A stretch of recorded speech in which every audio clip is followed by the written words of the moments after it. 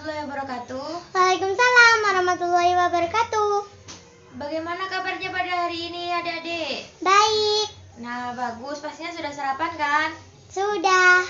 Kalau begitu, perkenalkan, nama saya Juma Isawati, kakak dari D3 Keperawatan Fakultas Keperawatan Universitas Jember Kampus Lumajang. Pada 15 menit ke depan, kakak akan menjelaskan topik tentang penanggulangan diare pada anak sekolah di kelas ini. Iya. Oke, langsung saja. Apa sih tujuan dari penyuluhan ini? Tujuannya itu supaya adik-adik itu paham apa sih diare itu dan cara pencegahannya itu bagaimana. Yang pertama, kakak akan menjelaskan pengertian tentang diare.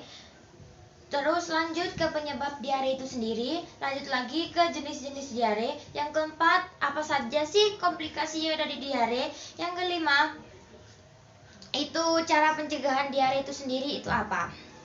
Yang pertama, pengertian diare. Pengertian diare yaitu suatu kondisi di mana seseorang buang air besar dengan konsistensi yang lembek atau cair. Kadang bisa berupa air saja. Frekuensinya pun lebih sering dari biasanya. Yang biasanya 3 hari sekali itu bukan 3 hari sekali. Yang biasanya itu 1 hari sekali atau 3 hari sekali itu jadi sehari 3 kali ataupun bisa lebih.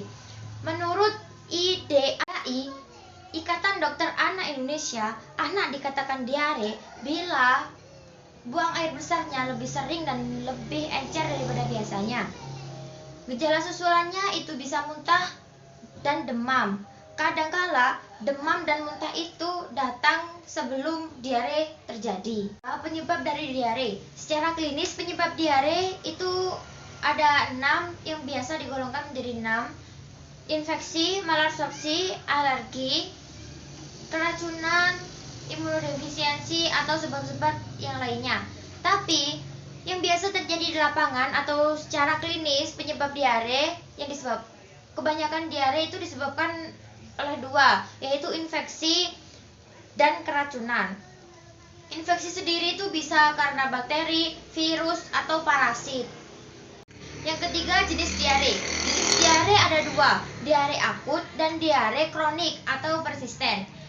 Diare akut yaitu diare yang terjadi kurang dari 14 hari. Sedangkan diare persisten atau diare kronik itu yang terjadi lebih dari 14 hari atau lebih dari masanya.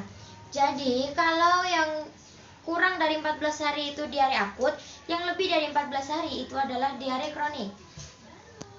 Komplikasi pada diare. Komplikasi diare itu ada dehidrasi. Dehidrasi sendiri itu adalah kekurangan cairan. Keadaan atau akibat kekurangan cairan itu ada 3. Yang pertama, tanpa dehidrasi, kehilangan cairan kurang dari 5% berat badan. Yang kedua, itu dehidrasi ringan sedang, kehilangan cairan 5-10% dari berat badan. Yang terakhir ini adalah dehidrasi berat, kehilangan cairan lebih dari 10% berat badan. Tanda anak tanpa dehidrasi: anak tetap aktif, mata tidak cekung, dan rasa haus tidak meningkat. Jadi anak tidak meminta untuk minum terus. BAK, buang air kecilnya sering seperti biasa. Sedangkan anak yang terkena dehidrasi ringan sedang, itu matanya mulai cekung, rasa haus meningkat, makanya dia minta minum terus. BAK mulai berkurang. Dia biasanya lemas atau rewel. Dan untuk anak yang terkena dehidrasi berat, anak itu gelisah, rewel, badannya lemas sekali, dan urinnya sudah berkurang, BAK berkurang, dan turgor kulit menurun. Nah, yang kelima adalah yaitu pencegahan dari diare. Bagaimana sih cara mencegah kita agar tidak terkena diare? Yaitu pencegahannya yang pertama dengan cara yang efektif, dengan perilaku sehat. Yang pertama, pemberian ASI eksklusif selama 2-2 tahun. Adik-adik pastinya dulu diberikan itu oleh orang tuanya. Yang kedua, itu makanan pendamping ASI. Makanan pendamping ASI harus sesuai umur. Dan yang ketiga, ini baru adik-adik semua pasti perlu, yaitu memberikan atau menggunakan air bersih yang cukup. Penularan kuman infeksius itu sendiri bisa ditularkan melalui fase oral bila kita memakan ataupun meminum sesuatu yang tidak bersih atau kurang sehat. Adik-adik seperti biasanya jajan di tempat, di pinggir jalan, di depan sekolah ataupun dimanapun, kalian pastinya tidak tahu bagaimana cara mencucinya, peralatan dan perabotan mereka semua itu. Jadi kita tidak tahu apakah kuman dan bakterinya bisa bersih dari situ. Maka dari itu adik-adik harus menjaga kebersihan. Jangan jajan sembarangan di pinggir jalan kalau mau tidak diare. Kalau mau diare ya terserah adik-adik. Jadi adik-adik harus menjaga kebersihan air, karena kuman itu bisa menular lewat mulut, lewat apapun.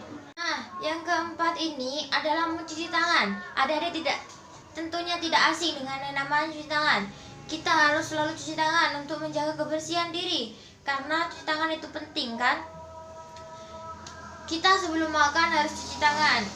Setelah buang air besar, setelah buang air kecil, kita harus cuci tangan. Apalagi kita sebelum makan harus cuci tangan, supaya kita tidak terjangkit yang namanya diare.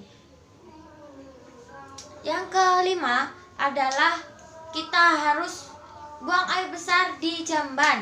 Jangan buang air besar sembarangan. Kita tiba-tiba, kalau orang dulu itu biasanya kan buang air besar pakai cangkul, tanahnya dicangkul, jadi ada bisa buang air besar di situ. Nah, sekarang jangan, kan pastinya semua di rumah punya jamban sendiri-sendiri atau kamar mandi sendiri-sendiri. Jadi kalau buang air besar tentunya harus di tempatnya, jangan di tempat sembarangan. Membuang tinja bayi yang benar, pastinya adik-adik ini tidak membutuhkan, tapi orang tua kalian yang membutuhkan. Yang yang ketujuh adalah memberikan imunisasi campak. Adik-adik dulu pasti pernah oleh orang tuanya diberikan imunisasi campak, karena imunisasi campak itu penting buat kesehatan kalian di masa mendatang, apalagi buat balita ataupun anak yang baru lahir. Penyuluhan tadi apa adik-adik? Yang pertama kan pengertian dari diare. Pengertian diare itu sendiri adalah dimana seseorang buang air besar dengan konsistensi yang lembek atau cair, atau bisa berupa air saja, dan frekuensinya sangat sering sekali. Penyebabnya bisa melalui infeksi bakteri, virus, dan parasit, melalui malabsorpsi, terus melalui keracunan ataupun imunodefisiensi.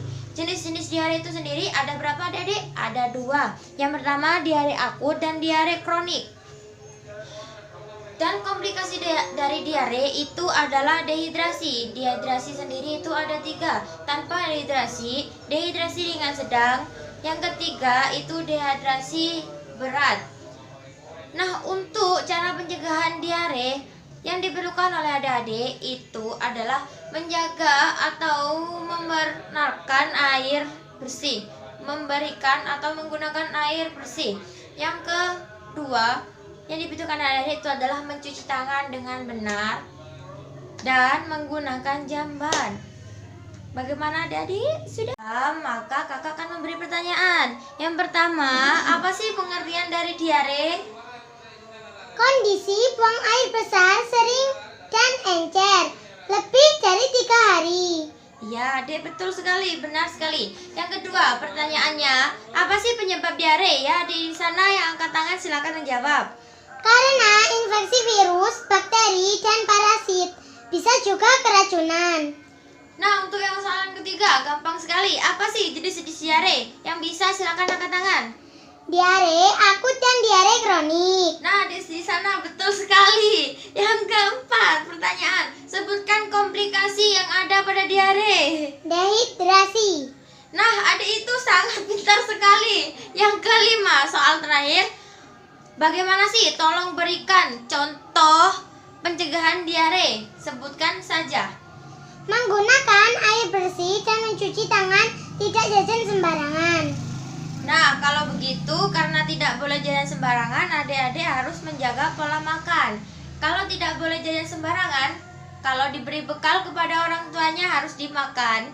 Dan tidak boleh jajan keluar sekolah. Adik-adik paham? Paham. Sudah selesai perjumpaan kita pada pagi hari ini. Selesai sudah.